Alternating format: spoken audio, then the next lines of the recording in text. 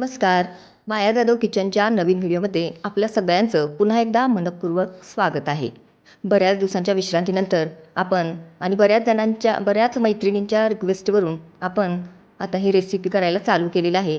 तर पहिल्यापेक्षा आता ही भरभरून प्रतिसाद द्याल ही अपेक्षा आहे.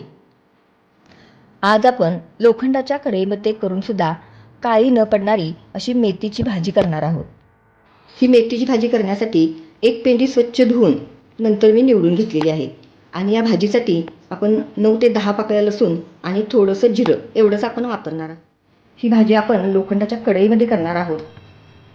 आता या कढईमध्ये आपण फोडणीसाठी तेल घालूया.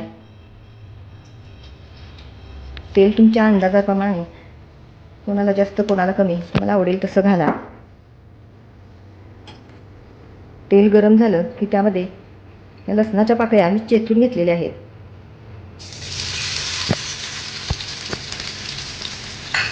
त्याच्यावरती थोडंसं आपण जिरं घालणार आहोत.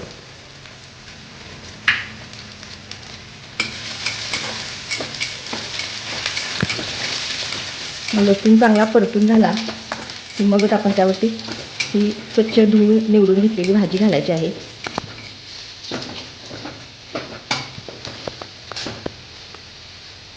लसूण पूर्णपणे जळू न देता अगदी कमी गॅसवर भाजून झालेला आहे. त्याच्यामध्ये आता आपण ही स्वच्छ धुतलेली मेथीची भाजी घालूया.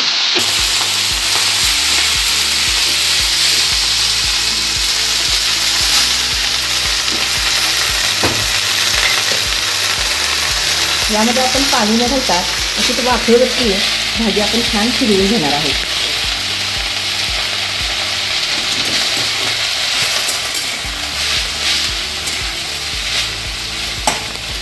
आपल्या अंदाजाप्रमाणे यामध्ये आपण थोडंसं मीठ पण घालणार आहोत.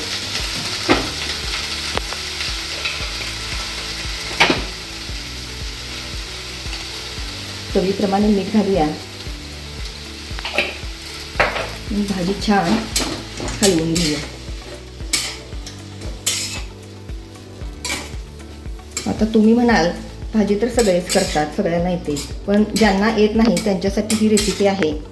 आणि मेन म्हणजे आपण लोखंडाच्या कढईमध्ये एखादा पदार्थ केला तर तो काळा पडतो.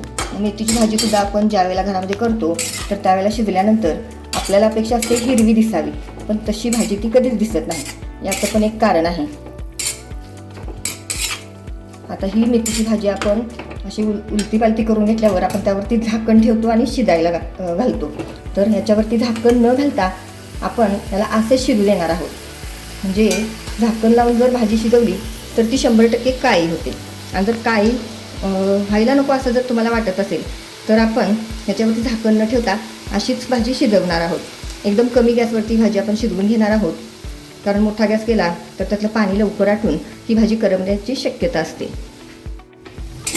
खरं बघितलं तर मलासुद्धा ही ट्रिक माहिती नव्हती, पण असंच एकदा आमच्या 2 नंबरच्या सासूबाई ज्या आहेत म्हणजे माझ्या मिस्टरांच्या काकी, त्यांना बोलताना मी ऐकलं होतं की भाजी काळी न पडण्यासाठी अशी ट्रिक वापरा म्हणजे भाजी हिरवीगार राहते.